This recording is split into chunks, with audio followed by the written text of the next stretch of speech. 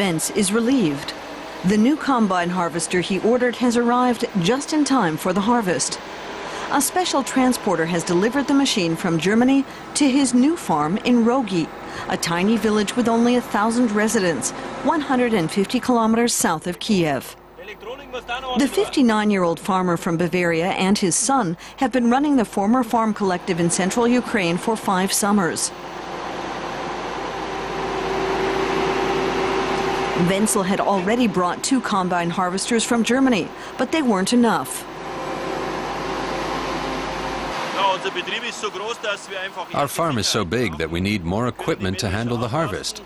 With several combine harvesters, we can harvest whenever we want to, whenever we think it's the ideal time.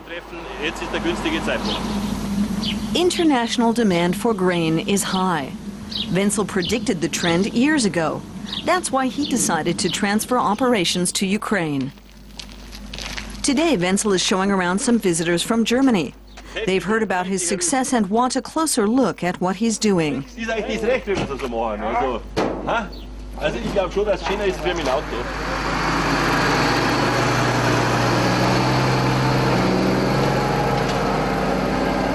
Wenzel has 2,500 hectares of land in Ukraine.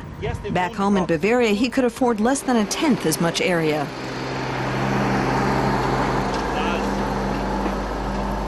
The German farmers are impressed by the land's fertility. Fields of wheat dominate the landscape for as far as the eye can see.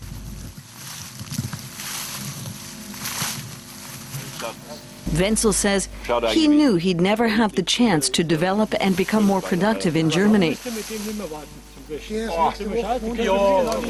In Ukraine, he's been able to vastly improve his yields and his profits. Also so war der Plan. Ja, und dann geht's da kontinuierlich noch. Also es wird nicht so intensiv geführt. We don't farm the land as intensively, but we use a much larger area. The ground has more potential, so production costs are correspondingly lower. Die Produktion. When Wenzel first came here 5 years ago, he found large swathes of fallow land. The former Soviet collectives were a shadow of its former glory, and the sluggish pace of privatization was putting off foreign investors.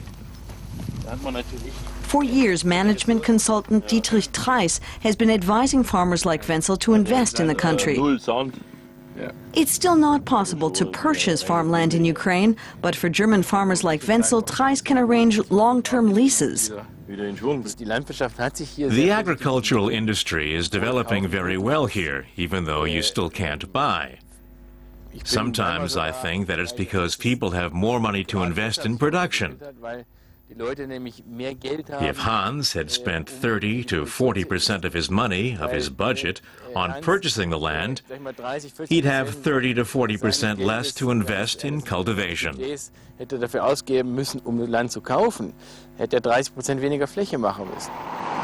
Prices for grain on the international market are set in the Ukrainian capital, Kiev, where the large multinational dealers have their headquarters. Töpfer of Hamburg is also based here.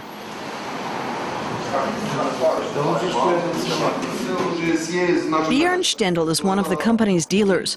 Over a video screen, he's supervising loading operations at the Black Sea port of Odessa. Every year, he processes the paperwork for millions of tons of grain. But so far this year, he's done no business with Hans Wenzel. It can happen, as is currently the case with Mr. Wenzel, that we can't offer the best price. But it's all transparent. We don't have a monopoly. If my competitor can pay $5 more, Mr. Wenzel will sell to them. We don't engage in price fixing. That's out of the question. The harvesting season has just begun. With international prices so high, Wenzel is determined to wait for a really good offer before he agrees to sell.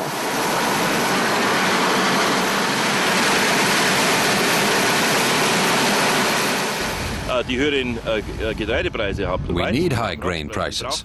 Production costs have increased sharply, and we farmers also need to make a reasonable profit to be able to go on producing. Higher prices benefit the community because they lead to increased production.